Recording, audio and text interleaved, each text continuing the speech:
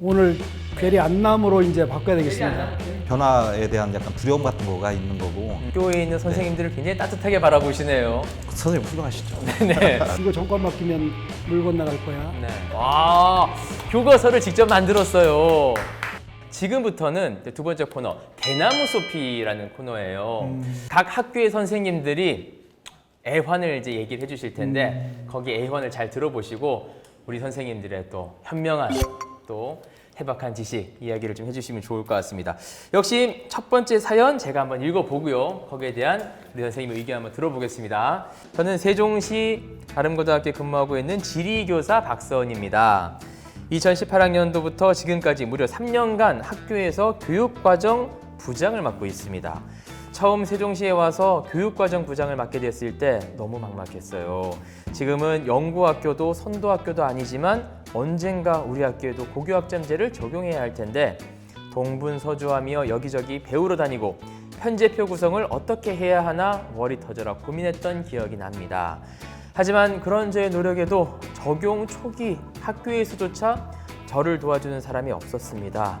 학교에 이미 과목별 교원 수가 있는데 어떻게 선택권을 펼쳐? 다과목 교사에 대한 처우 개선은 어떻게 할 거야? 굳이 학생들한테 교육과정 설명회를 해야 해? 협조적이지 않은 선생님 좀 많습니다. 이렇게 그냥 담임 선생님들이 알아서 하라고 해. 나 몰라라도 있습니다. 자, 이렇게 수없이 많은 힘이 쭉 빠지는 말들을 들어야 했죠. 각종 연수나 교육청에 가면 학생의 선택권을 보장해야 하고 최소 성취 기준에 도달하지 못한 학생들을 위한 프로그램도 필요하고 학생들에 대한 세심한 상담과 진로 지도도 필요하고 실제 현장과는 너무나도 큰 괴리에 좋은 말들만 계속됐죠. 구체적으로 이 좋은 제도를 어떻게 학교 현장에 적용하는지는 오로지 선생님 개인 역량에 달렸다는 현실이 너무 가혹했습니다. 그렇게 혼돈의 2018년을 눈물로 지새우던 중 선생님들은 역시 선생님이라고 해야 될까요? 툴툴대면서도 학생들에게 더 좋은 교육 환경을 제공하기 위해서 다들 고민하고 계셨더라고요. 교육과정 문서들을 매일 읽다 보니 귀찮은 일이라고만 생각했던 문장들이 마음에 와닿기 시작합니다. 슬슬 이제 선생님들도 변화합니다. 이래서 필요한 거구나. 맥락이 보이기 시작했어요. 그래서 점점 학교 안에서도 고교학점제에 대해 알고 싶어하는 선생님들이 늘어났습니다. 교육의 변화를 위한 국가적 정책과 교육부의 역할도 중요하지만 역시 실질적으로 현장을 바꿔 나가는 건 바로 선생님들이었던 거죠. 관내 교육과정 부장 선생님들끼리 똘똘 뭉쳐 경험과 어려움도 공유하고 교육과정, 진로, 진학, 통합 안내서를 제작하기도 하고 과목 선생님들은 융합 연구 동아리를 자발적으로 조직해서 더 나은 교육을 제공하기 위한 캠프도 진행하고요.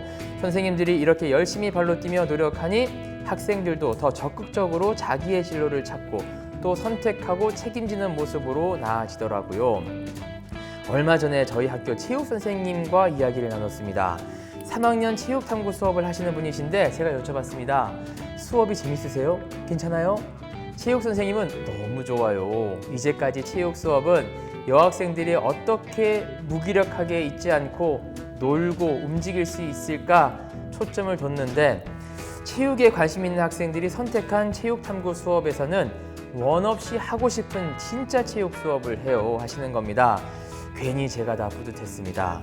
방송을 듣는 여러 선생님들 힘들고 지치더라도 어떻게 고교학점제를 하라는 거야? 라는 불만 어린 말보다는 왜 이 정책이 필요한가? 라는 본질에 좀 더 충실해서 고민하시면 좀 더 나아지지 않을까 생각을 합니다. 라고 보내주셨습니다. 자, 우리 선생님께서 지금 이제 현장에 있다 보니까 이 정책을 만드는 사람과 일선 학교에서 학생들을 가르치는 학교 운영과 정책 간의 괴리감을 좀 느꼈다 이렇게 얘기하셨는데 이거에 대해서 어떤 개선의 초보 방법 생각하고 계실까요? 조진영 선생님. 이거 좀 어려운 문제입니다, 사실. 네, 사실은 거의 대부분의 교육 정책들은 네. 교육 과정을 통해서 구현되기 때문에 네. 학교가 이제 교육 과정 중심으로 교육 과정 중심의 학교로 운영되는 거, 네. 그리고 교육 활동 중심의 시스템을 갖춰가는 거, 그런 거를 하다 보면 자연스럽게 어떤 괴리감, 이질감 이런 것들이 거의 없어지고 자연스럽게 안착될 수 있을 것 같아요. 그래서 그런 기여를 좀 그런 역할 같은 거를 좀 사실은 교환선생님이 하고 싶어 하는 거죠. 네, 임단철 선생님, 네. 우리 안남고등학교는 이런 괴리감 안 나게 할 수 없을까요? 어떤 뭐 방법이 있습니까? 오늘 네. 괴리 안남으로 이제 바꿔야 되겠습니다. 괴리 안남, 괴리 안남으로 가야 괴리 됩니다. 안남으로, 괴리감 예. 좁혀야 됩니다. 지금 정서적 거리감 좁히겠다고 아까 약속 주셨기 때문에 하나 이 추가했습니다. 괴리감도 좁혀야 됩니다. 굉장히 오늘 네. 존경스럽습니다. 아, 저요? 괴리 안남까지. 아, 괴리 안남까지 갑니다. 지금 먼저 일반고 역량 강화라든가 네. 고교학점제라든가 다 이게 큰 사업들인데 네. 세세한 지침을 주는 게 아니라 아름고등학교 선생님처럼 업무 담당자가 네. 발 뻗고 뛰어다니고 그 학교에 다 이루어지는 게 아니잖아요. 선생님들이 네. 일부 선생님들이 이제 주도를 해서 그렇게 되는데 근데 이제 그 교육과정 짜고 기출 수업 계산하는데 선생님들이 이제 너무 많은 에너지가 필요하고 시간이 필요하고 그러다 보니까 이제 괴리감이 있는 것 같은데 네. 선택형 학생을 중심에 두고 그렇게 진행하다 보면 조금씩 좁혀지고 있고 지금은 이미 정책이 처음에 나왔을 때는 불만들이 굉장히 많은데 지금 많이 진행되는 단계이기 때문에 우리 선생님들이 잘 적응하려고 노력을 하고 있습니다. 행정기관에서는 조금 더 적극적인 서포팅이라든가 지원이 있으면 그런 괴리감이 좀 덜하겠죠. 자, 아까 이제 사연에서는 이런 얘기를 했어요. 다과목 교사에 대한 처우가 있습니까? 이런 이야기도 그런 불만을 드러내는 선생님도 있었다고 얘기했고요. 그건 담임 선생님이 알아서 하라고 해. 이렇게 이제 나 몰라라는 선생님도 있다고 했는데 실제로 이렇게 비협조적인 선생님이 우리 선생님들 학교에도 있는지 이것도 궁금하고요. 표출은 안 하시는데 네. 이제 느낌으로는 다 제일 어려운 부분이죠. 있을 거라고 보는 거죠. 마음속으로는 그런 애로사항이 있을 것이다. 예, 그건 뭐 사람들이니까. 겉으로 드러내지 않는다고 우리 교장 선생님이 나 몰라라 하는 건 아니네요. 이제 계속 얘기를 하죠. 이제 이건 네. 앞으로 갈 방향이기 관심을 때문에. 기울이고 있습니다. 선생님들이 어떤 불만을 가지고 계신지. 네네. 우리 조진영 선생님은 오늘 저 임용 시험 준비하러 오셨습니까? 상당히 지금 적는 게 많으세요. 본인이 무슨 말을 할 건지를 적는 겁니까? 아니면은 임단철 선생님한테 배울 걸 적는 겁니까? 두 개 다. 두 개 다예요. 이고 네. 사실은 현장에 비협조적인 선생님은 없다고 저는 봐요. 네. 다만 이제 변화에 대한 약간 두려움 같은 거가 있는 거고 또 사실은 익숙한 거에서 좀의 어떤 변화 같은 것들은 누구나 다 그거에서 약간 이질감이라든가 아니면 좀 두려움 같은 것들을 느끼는 거라고 생각되고 선생님들 역량 충분하시고 네. 다만 이제 다객과 교육은 이전에 했던 경험이 없다 보니까 네. 새로운 교과에 대한 이제 교수에 대한 두려움 같은 거가 좀 있는 거죠.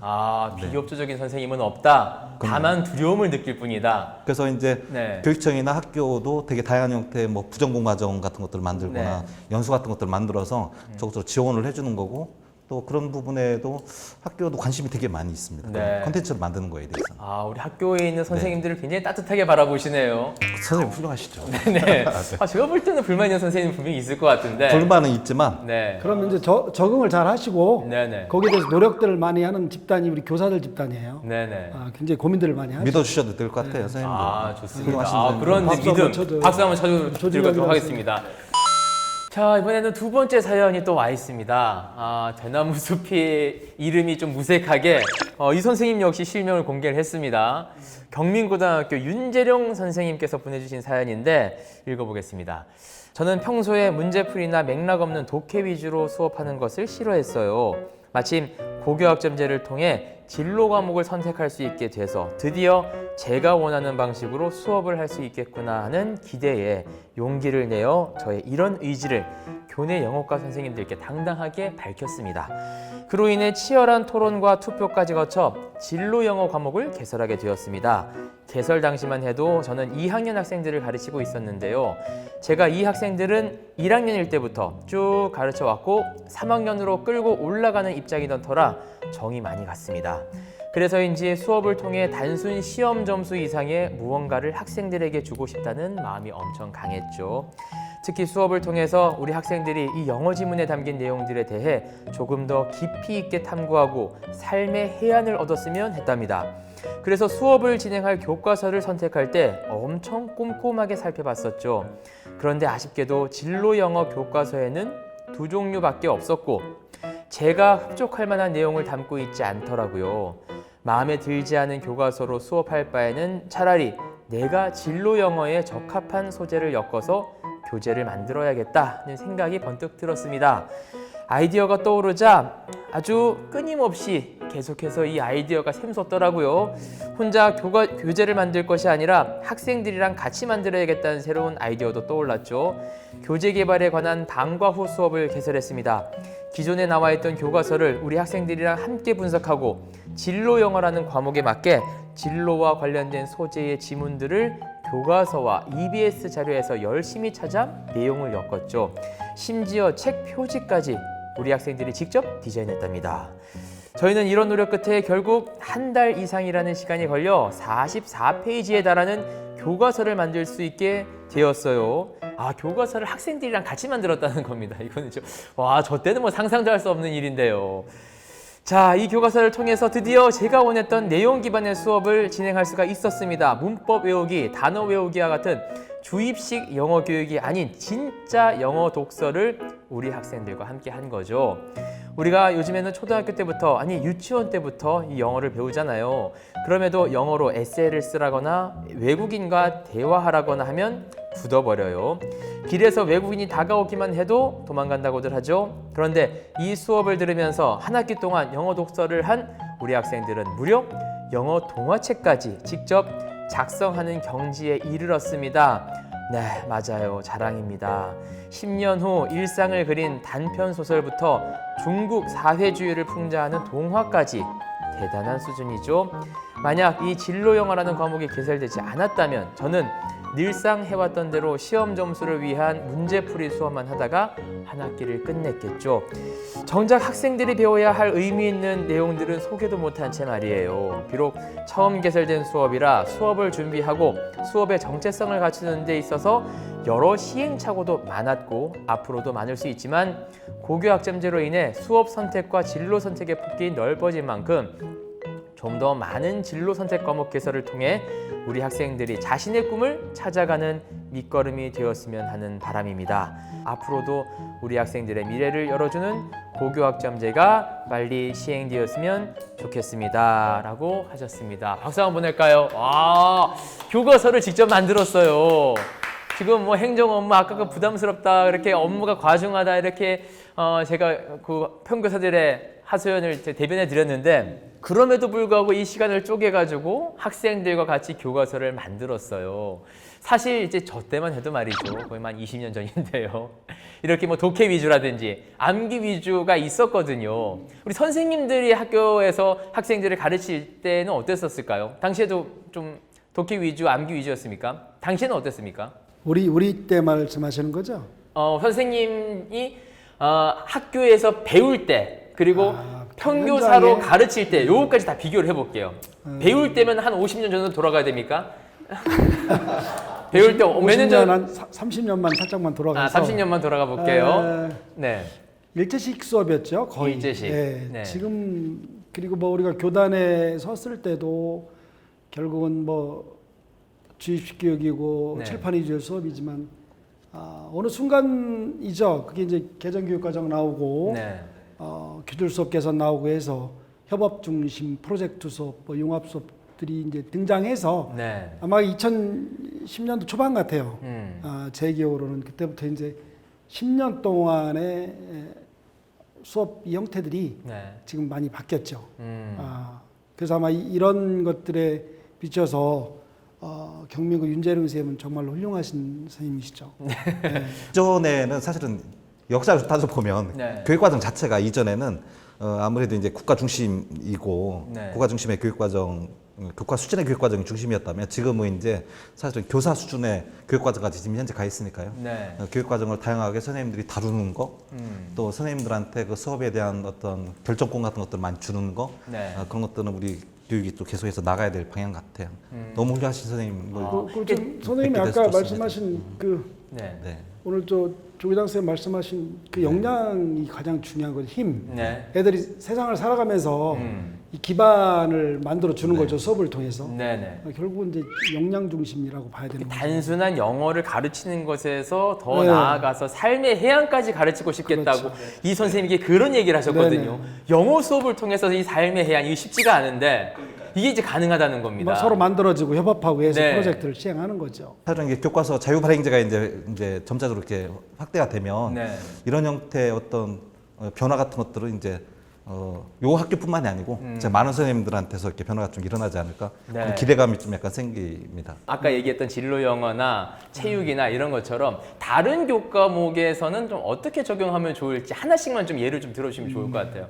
그 뭐 체육도 그렇고 음악도 음악 연주라는 과목들이 있어요. 네, 그렇죠. 음악 연주를 이제 학생들이 네. 같이 참여해서 뭐 오케스트라든 아니면 뭐 관현악이든 네. 같이 이제 참여해서 만드는 거죠. 네. 음악 연주라는 것이 뭐 특정한 과목이지만 혼자 만들어가는 게 아니라 협업해서 해야 되는 거잖아요. 네. 이게 바로 역량이라고 보는 거고 아까 진로 영어처럼 음악 과목에도 음악 연주 같은 과목이 있죠. 네. 저도 이제 학교 다닐 때 음악 수업 들으면은 이거 음표 이게 적는 거라든지 아니면 이제 학문적으로만 듣다 보니까 음악을 즐길 수가 없었는데 사실은 이제 음악은 음악이 아니라 이제 즐길 악자 쓰는 거 아니겠습니까? 맞습니다. 예, 예. 충분히 이제 즐길 수 있게끔 이거 가능하다는 거죠. 네네. 이거 애쓸 수 있는 거죠. 그 공식적인 과목이에요. 네. 예. 교육과정 측면에서는 이제 진로 선택 과목들 또 교양교과에서 이런 과목들이 되게 막 늘어나고 있어요. 네. 저희 학교 사례는 아니고 저 진천에 서전고등학교가 있는데 거기 독립운동가의 사상이라는 교과가 개발이 됐어요. 독립운동가의 네, 사상. 사상. 과목 이름입니다. 네. 그 지역에 이제 이상서 선생님이 네. 그 지역 출신이다 보니까 사실은 그 역사를 통해서 이제 배우는 거죠. 인문학적 네. 소양 같은 것들을 배우는 과목인데 사실 이렇게 지역화 교과서가 되게 사실은 중요하다고 저는 봅니다. 네. 그러니까 삶과 사실은 삶이라는 게 계속 이제 결합되려고 하다 보니까 지역에 대한 이해 또 지역화 교과서 같은 것들이 학원에 좀 쉽게 늘어나지 않을까? 저희도 그런 고민을 좀 하고 있는 중입니다. 아, 교장 선생님이라고 해서 제가 이렇게 거드름 피우고 이렇게 등이 딱 기대고 계실 줄 알았는데 적극적으로 지금 고민하고 연구하시는 모습 제가 좀 감동을 좀 받았습니다. 적고 있습니다. 아, 지금 이제 공부하는 모습. 거의 뭐 임용 시험 준비하는 우리 학생하고는 별반 다르지가 않아요. 지금 자세가요. 지금 자세가 거의 뭐 달려나갈 태세입니다. 교육부나 교육청에게 요구하시는 것 혹시 뭐 바라시는 게 있다면 네 있을까요? 우리 한 분씩 좀 얘기를 좀 해주실까요? 그 교육부나 교육청도 도와주려고 노력은 하고 있는 거예요. 네. 제가 뭐 교육부나 교육청을 대변하려고 하는 게 아니라 다만 현장의 관계에 있어서 네. 의견을 이제 미리 받았으면 좋겠어요. 이게 이제 뭐 워낙 바쁘게 지나가다 보니까 네. 현장의 소리 네. 그런 부분이 좀 놓칠 수가 있거든요. 네. 근데 선생님들이 가장 제일 잘 알아요. 변화돼야 된다는 것도 알고 네.